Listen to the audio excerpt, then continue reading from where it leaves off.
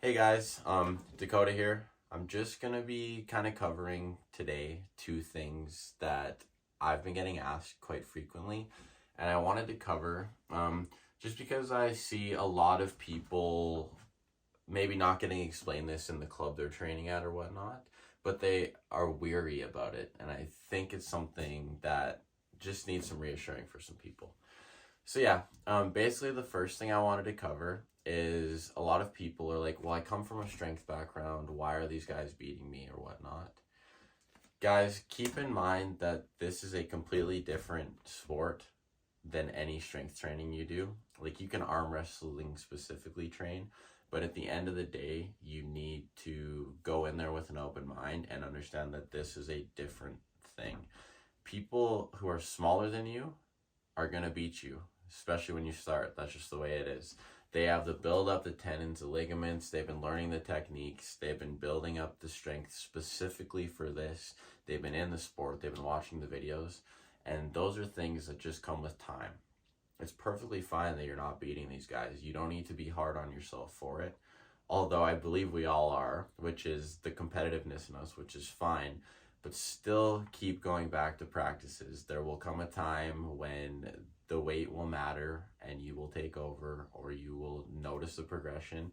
And I must say it's much more rewarding when you keep putting in the work and keep coming back. So that's just the first thing I wanted to say, guys.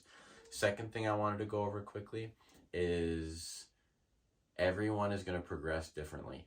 So you may go to one practice at a certain club and you may get so sore that you feel like you can't move your arms for a few days.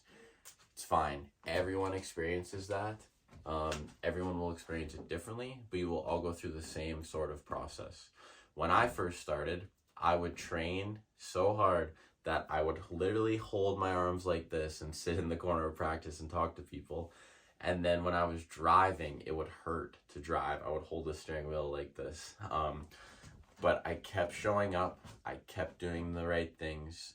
And over time, I built up the tendon strength. I built up the ligaments. I built up the endurance. I can honestly practice 3 to 4 times a week now. Yes, that might be because I'm younger and because I have an endurance background. But like I said, again, everyone will progress differently, but you will get through that stage and you'll be very happy you did. When I say you'll get through that stage, I'm not saying it's going to be like 2 weeks, 3 weeks. It took me a year and a few months to get through that. But after I did, it felt very rewarding because I put in the work and I kept going. Yeah, guys, those are the two things. One other thing, when you hear me explaining these videos, I talk about clubs lots. If you are a new arm wrestler and you don't have a club yet, I highly suggest you find one near you. Go on Facebook. I notice Facebook is very popular in the arm wrestling community. Search up arm wrestling and then your location. You'll find a club nearby. Contact who runs the club. They'll be more than willing to let you come. Just be respectful and you'll be fine. And the more the merrier. It'll be great mutually. And then, yeah, you need a club though, guys. Like I go to several clubs. I'm here in Alberta. I go Edmonton, everywhere. Red Deer's my main club. That's where I go to as my main preferred club. But I'll go up to Edmonton. I'll go down to Lethbridge. I'll go down to Calgary and I will train with these guys. The more people you meet, the more arms you see, the better an arm wrestler you will be. So just keep these things in mind as you progress on your journey. And just understand that the path is not a straight line. You will have ups, you will have downs. There will be weeks where you feel weak. There will be weeks where you feel strong. And that's all part of the process. But stay committed and do what you do best. And yeah, that's really all I got to say for today, guys.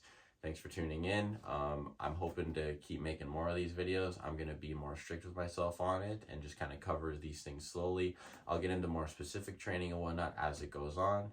And then, yeah, feel free to subscribe if you enjoy or if you feel like you've learned a thing or two. You can always message me and ask me questions, or maybe it's something that I get asked lots and I'll make a video on it. So thanks, guys, and take care.